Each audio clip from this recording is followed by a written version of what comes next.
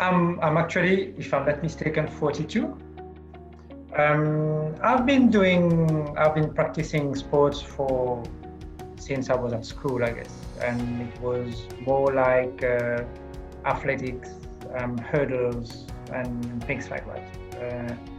Competing at national level and some Indian Ocean level, as we call it, competitions.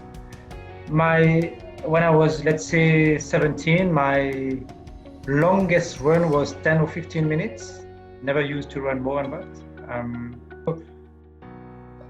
I spent some years not doing anything, just running or walking or things like that. And I came across a friend he told me he was training for a trail running.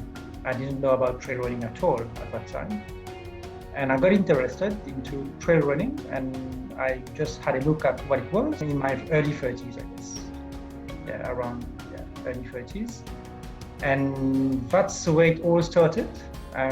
There was in Mauritius only one race, which was at that time a trail race, which was the only one race which we had in Mauritius. So you were training for that race, and when it was done, there was nothing else. So that's how it all started. And since then, I must say that I haven't stopped running to some extent. My first trail run competition was if I'm not mistaken, was a 35 kilometers at that time. 35 kilometers, it was 4 hours of running, which was for me huge. I mean, my true running started some 7 or 8 years ago.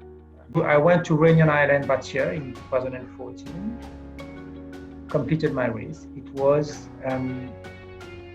I ended the race and I said, okay, it's finished. I will never run again. It's my last race. I'm done with it. I did it and I'm done with it, and that's it. So, and as obviously all trail runners, they say the same things.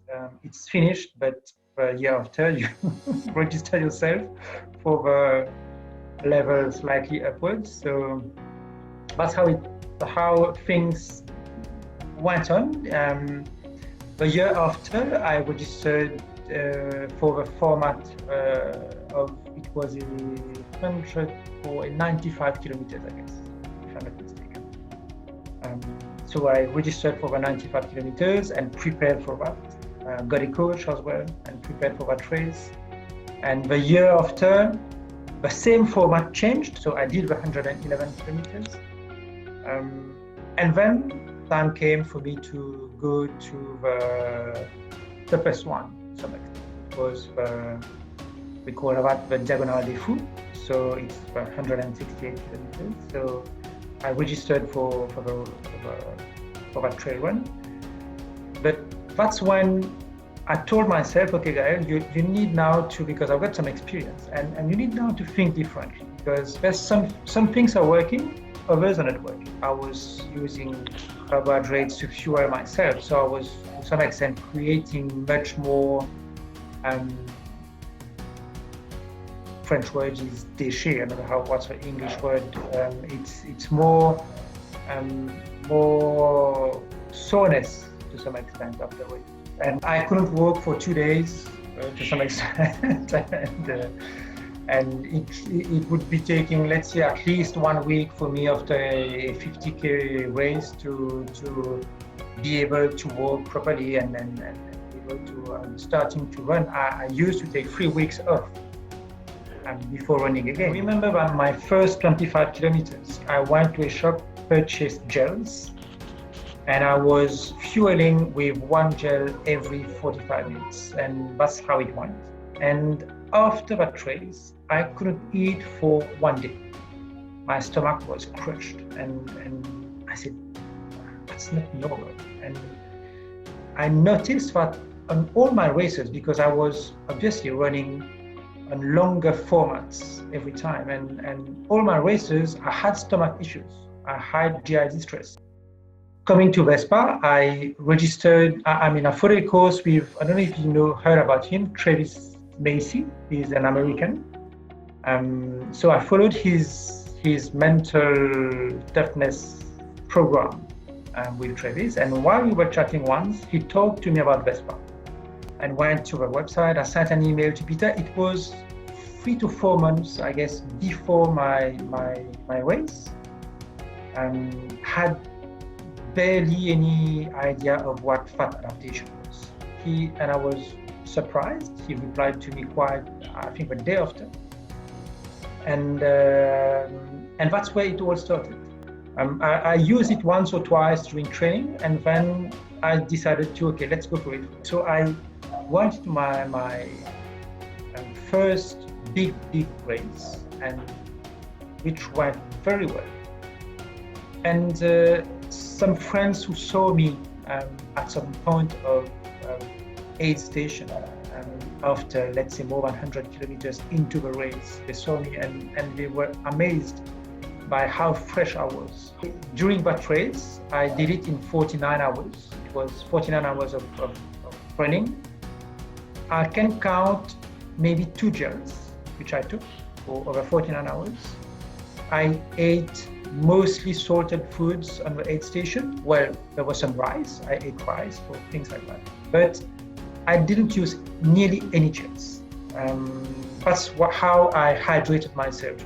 So it was water, it was, I'm using still High Nutrition, and it was Vespa. And at that time, I was not really fat adapted yet, because it was really new to me. Didn't do any specific fat adaptation training, didn't use any OFM protocol, no supplementation. It was purely using the Vespa, and that's what amazed me about it. The race was over. I took 1 week off, and I started running, let's say 2 weeks after the race, and didn't feel any muscle soreness or whatever. And I mean, I was quite surprised by the impact. And what surprised me is that it's just taking the product. I mean, using Vespa without any supplementation of protocol or specific training. That's when I said to myself, okay, if using Vespa this way is bringing so much benefits, so let's go deeper with it. So I called Peter, and that's where it all started with. He started training, he started coaching me into the OFM protocol, how it's working, how it works, and that's what I like, because I really don't like to be in extremes. I don't want to be vegan. I don't want to be low carb, high fat. I mean, that's the word which I like. It's really adapting your lifestyle, first thing. Now Vespa was part of my training. It's still expensive for us to get it to Mauritius, unfortunately, because obviously it's far. You need to do it. But how I see things is that it's expensive to bring it here, but I save in terms of other products which I don't buy anymore. Okay, I don't use that much gel, but much gels, for example. I'm saving on gels compared to previous Vespa, where I thought you need to really fuel on gels and sugary drinks. So that's one thing. When I go to all my runs today, I did a trail race of 7 hours in Mauritius without any gel. Nearly my training is on water, purely water and electrolytes maybe. So previously I had to bring in my products when I was running for 3 to 4 hours, but now it's water, electrolytes, and Vespa, and that's it. It's done. So the cost of having Vespa in Mauritius is, to some extent, compensated with spending less elsewhere.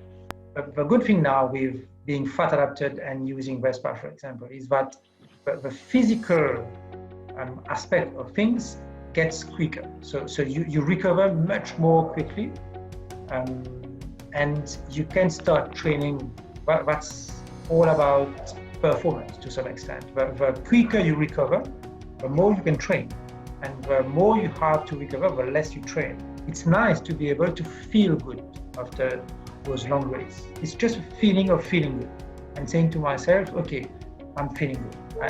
I run for 49 hours, I ran for 15 hours, I ran for 20 hours, and I'm feeling good.